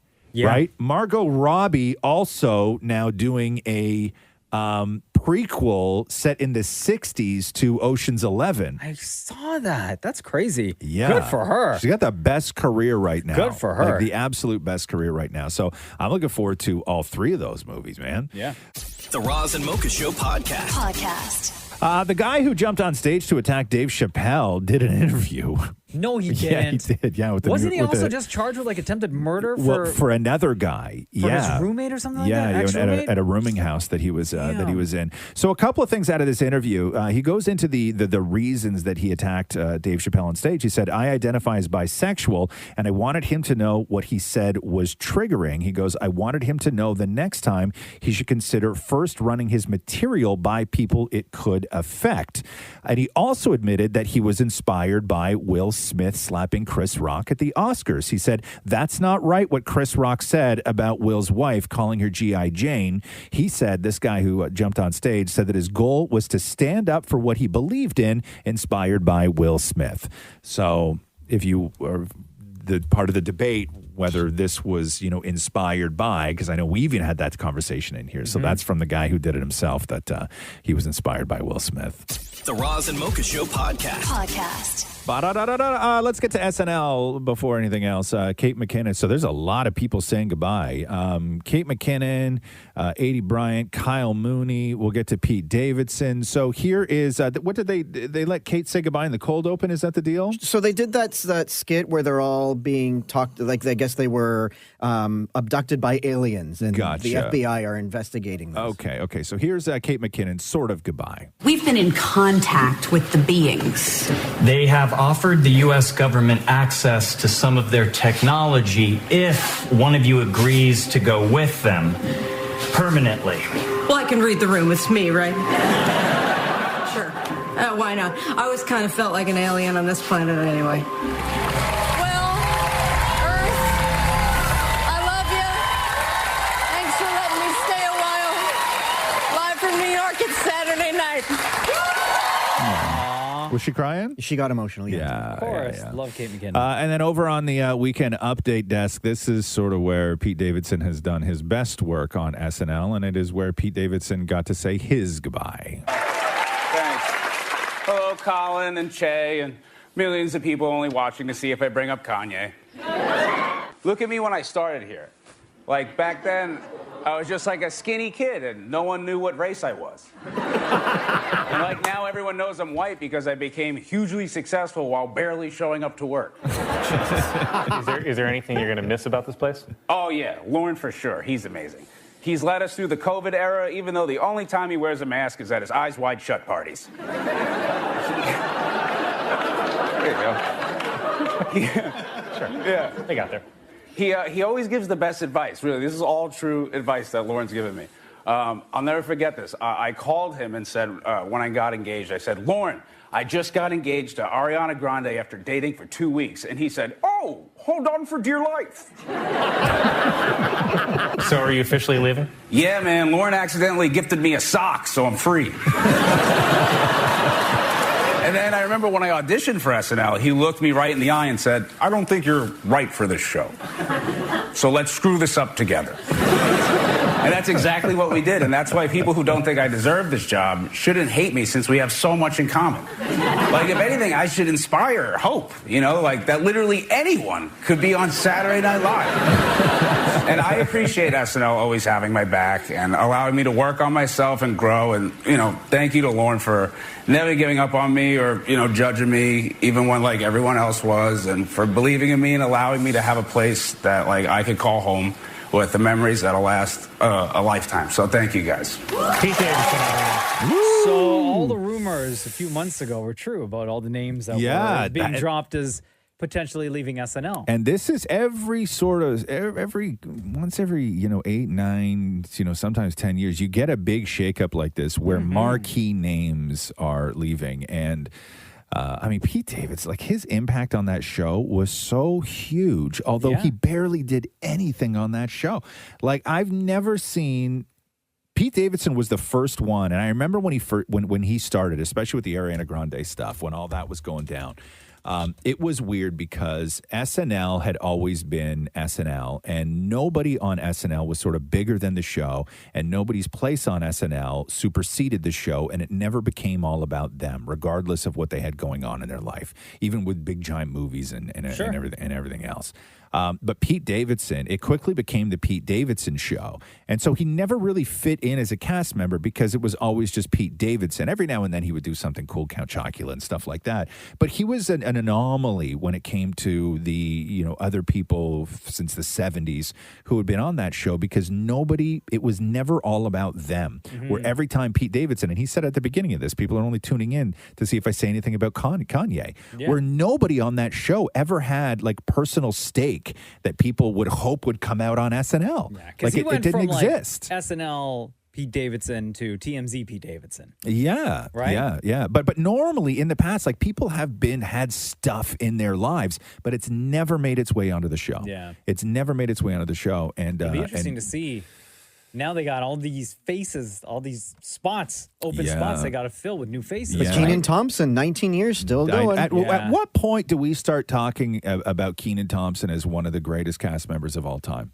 Because I don't think he's not in that conversation, and I think he should be. Oh, of course. Yeah, but he's not in that conversation. If you put a list together, if you ask people to put a list together, the best SNL cast members of all time, Kenan Thompson is not your first, second, third, fourth, fifth, Eddie Murphy. Gilda Radner. Yeah, right? But Kenan Thompson's the most consistent, I would say. Is he the longest now? 19 years. 19 years. I think the thing for Kenan is, though, he doesn't really have a and I watch SNL every weekend, he doesn't have a standout character that he plays. Those other people that you've named all had standout multiple characters. Hosts, what's up with that? What's up with that? Sure. Right? Yeah. But no, I hear what you're saying. I hear what you're saying, which is that nothing that Kenan Thompson ever did, and I think that this is to his benefit. Nothing that Kenan Thompson ever did got old. Yes. Right? And I think that is, you get to that point on SNL where the characters that they've created, get old. But this is a big shakeup. They got a lot of spots to fill next season. A ton of spots to fill next season. So the rumors are true with SNL. Yeah, that Pete's moving to California because that's where his girlfriend lives. Wait, but doesn't he own a boat? Yeah, he owns a bar too. Who cares? But his girlfriend's in California. Yeah, that's where you're going to find him.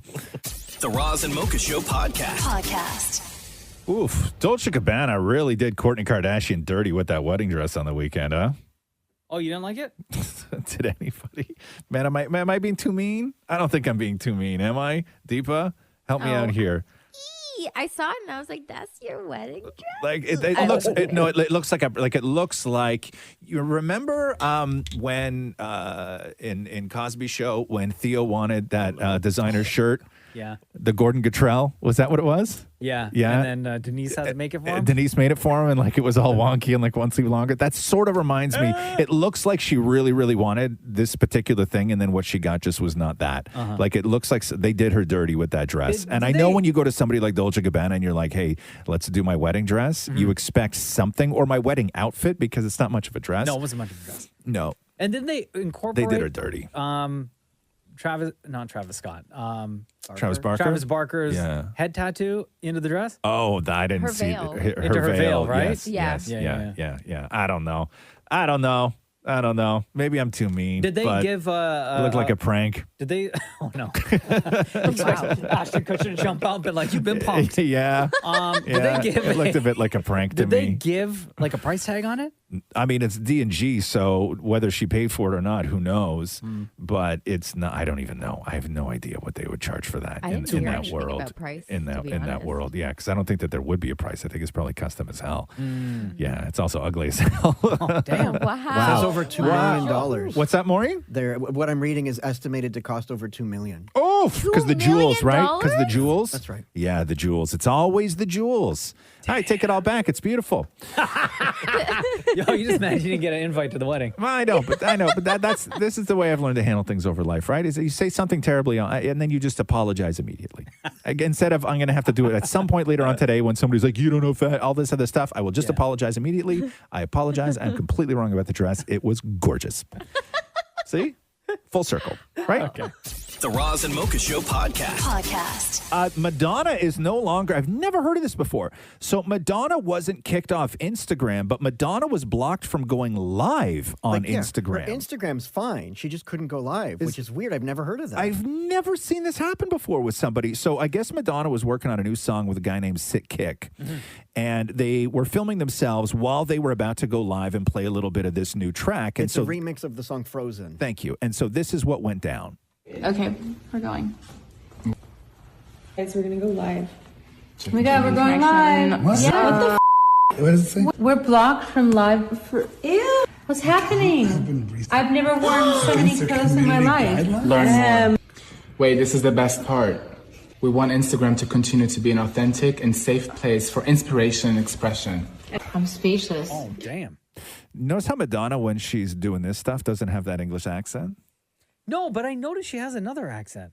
You somewhere did? mixed in there. It's a muffled accent from her grills. Oh, is that what it is? Does she have grills? Okay. She always wears grills. So her grills gives her a foreign accent, though? Yeah, I guess. I guess grills does that to everyone. So here's more of Madonna sort of theorizing why she may have been blocked from going I live. don't know. It's weird. We just tried to go live and Instagram blocked me, but they're being really mysterious about why. I don't know why. They're not giving me a reason. It's like a bureaucracy inside of a computer. It's That's stupid. really weird. I haven't done anything lately. I haven't done anything crazy. Not this week, anyways. I mean, it may have been a delayed reaction to my NFTs from last week, but I'm not really sure. But I just want to take this opportunity to say to anybody who's been waiting for us on live Instagram that we're not holding things up, and we're sorry. I mean, I'm sorry to let everybody down. I was really looking forward to this. I was too, but I'm sure it's not gonna be like this forever. We'll fix that. No, definitely it's not going to be. But I'm going course it was the end of I'm going to go stuff, back in that's what time. They remember she released those NFTs where she was like a caricature on a table and then her legs were open and things started growing out of her like trees and But it was a butterflies and cartoon stuff like kind of that. thing. I mean, it's an NFT. I don't Still, know. man. Are you interested in hearing this remix of Frozen that she did with Sick Kick? You are.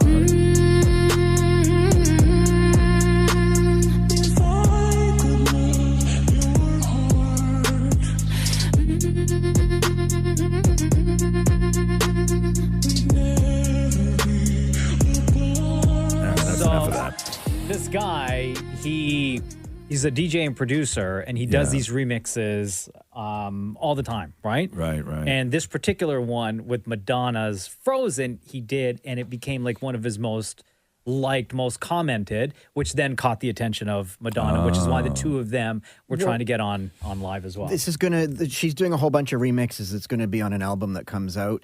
You can pre-order it now, Madonna.com, like $200. Jesus. What? For an album? For the vinyl, Bruh. it's $200. Bruh. And it's already sold out, by the way. Bruh, of course it is. The Roz and Mocha Show podcast. Billie Eilish on David Letterman's My Next Guest Needs No Introduction talks about something she has talked about before, but it made big news this time around because I think in the way that she discusses it, which is she talks to Letterman about living with Tourette's, and she has like motor tics. And I guess that there was a moment in the interview where she had an eye tick and they sort of like darted off to the sides, and then Letterman caught it and asked her about it, and this was that conversation. So then the awards, and what's going on, to fly? No, I'm ticking. I'm sorry. Did that bring that on? The lights. Really? Yeah. Wow. If you film me for long enough, you're going to see lots of ticks. Is that okay or not okay? I don't care. Can I ask you anything about this? Yeah, absolutely. No, it's really weird. I like haven't talked about it at all. The most common way that people react is they laugh because they think I'm like trying to be funny, right? They think I'm going like as like a funny move. And so they go like, and I am always left incredibly offended by that. Yeah. Or they go like, what? Yeah. And I'm like, and then I go, I have Tourette's, and then they'll... Well, see, I was guilty of that because... No, but you... Yeah, but we're sitting here talking, everything's fine. And then and because I'm me, I think I've said something that's pissed you off. I just thought, oh, she's fed up with me. Yeah. But that's me. But that's what's funny is like so many people have it that you would never know. A couple artists came forward and said, I've actually always had Tourette's. Well, that's what and I I'm was not going to wondering. out them because they don't want to talk about it. No, I understand that. But that was actually really interesting Yeah. to me because I was like, you do? Like, Yeah. what? Thank you for including me in this. I appreciate it. Thank you for asking. I'm very happy talking about it. I hope to God what we've done here didn't exacerbate No, this. not at all.